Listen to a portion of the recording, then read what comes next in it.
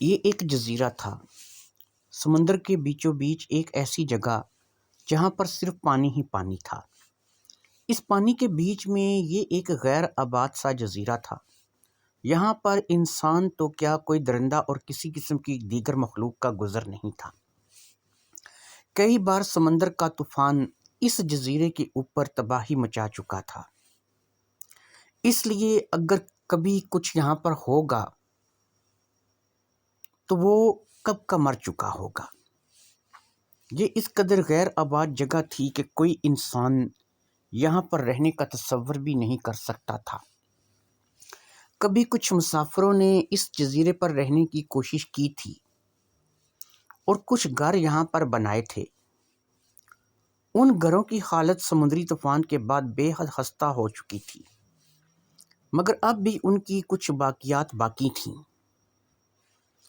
انہی میں ایک گھر ایسا تھا کہ اس کے 2 کمرے ابھی بھی اس قابل تھے کہ انہیں رہنے کے لیے استعمال کر سکتے تھے۔ ان کی دیواریں ابھی بھی مضبوط تھیں، ان کے اوپر چھت ابھی تک باقی تھی۔ اس قدر بدتر حالت میں گھر، اس میں اس وقت 4 لوگ موجود تھے: افشاں، اسد اللہ خان، حبیب اللہ خان اور بہار جان۔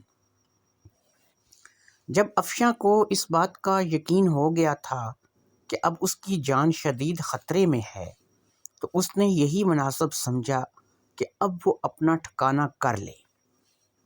اس نے بہار جان سے کہا وہ کوئی ایسی جگہ تلاش کرے جہاں اسے اور اس کے بچوں کو کوئی تلاش نہ کر سکے۔ بہار جان نے افشاں کے کہنے کے پر ہی یہ جگہ تلاش کی تھی۔ اس عجیب و غریب جگہ کا پتہ لگایا تھا۔ یہ جگہ پاکستان میں نہیں تھی، مگر بہار جان کی مدد سے افشاں اپنے دونوں بچوں کے ساتھ یہاں پر آ گئی تھی۔ افشاں کے کہنے پر بہار جان نے اسد اللہ اور حبیب اللہ کو اپنا آپ دکھا دیا تھا۔ اس کے بعد افشاں نے اپنے بچوں کو بھی سب کچھ بتا دیا تھا۔ بچے اتنے بھی چھوٹے نہیں تھے کہ ماں کی بات سمجھ نہیں سکتے تھے، اور ویسے بھی وہ ان کی ماں تھی۔ یہاں پر ماں ہی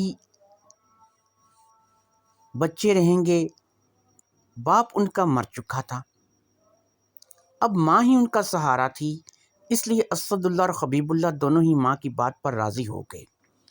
یہ گھر رہنے کے قابل تو نہیں تھا، مگر افشاں نے اپنے بچوں کو سمجھا لیا تھا۔ بہار جان نے افشاں کو ایک شیشہ لا کر دیا تھا۔ شیشہ افشاں کو وہ سب کچھ دکھاتا تھا جو افشاں دیکھنا چاہتی تھی۔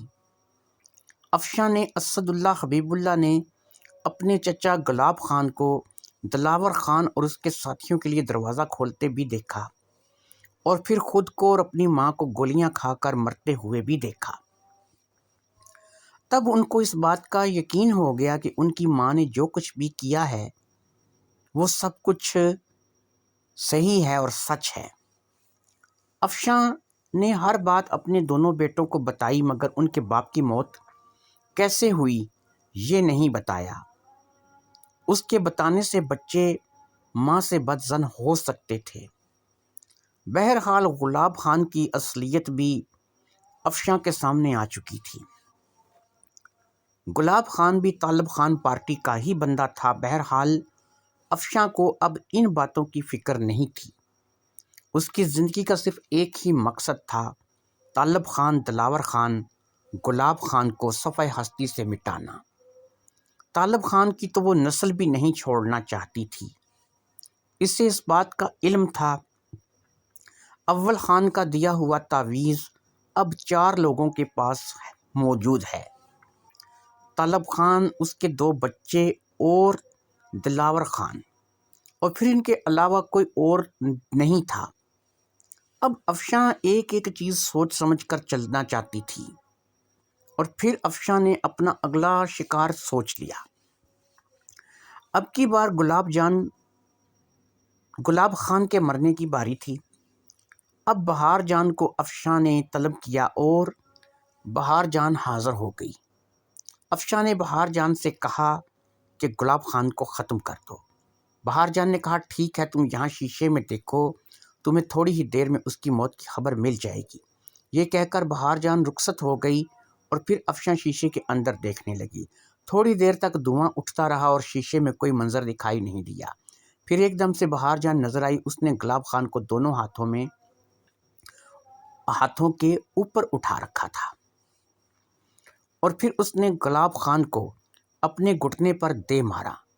گلاب خان کی کمر کی ہڈی ٹوٹ گئی، وہ تڑپنے لگا اور پھر اسی طرح تڑپ تڑپ کر وہ ہلاک ہو گیا۔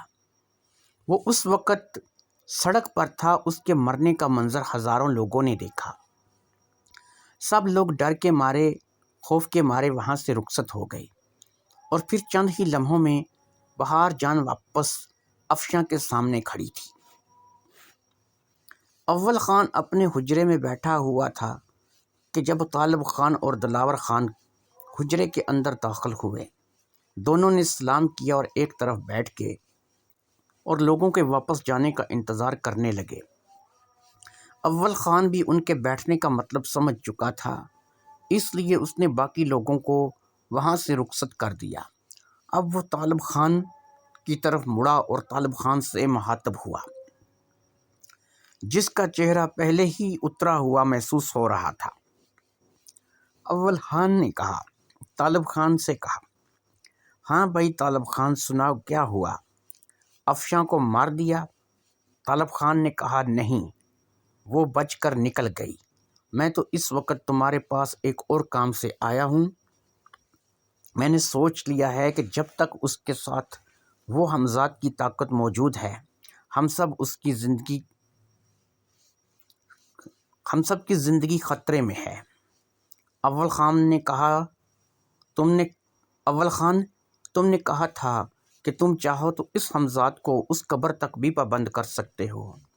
وہ اس قبرستان سے باہر نہیں نکل سکے گا، اس لیے میں تمہارے پاس آیا ہوں کہ اب تم اس حمزاد کو قبر کے اندر قید کر دو، کیونکہ جب حمزاد ہی نہیں رہے گا تو افشاں ہمارا کچھ نہ بگاڑ سکے گی۔ اس نے گلاب خان کو بھی ختم کر دیا ہے اور کل کو ہماری باری بھی آئے گی، لیکن اگر اس کے پاس حمزاد ہی نہیں رہے گا تو پھر وہ ہمارا کچھ نہیں بگاڑ سکتی۔ اس لیے تم جلدی سے اس حمزاد کو بند کر دو۔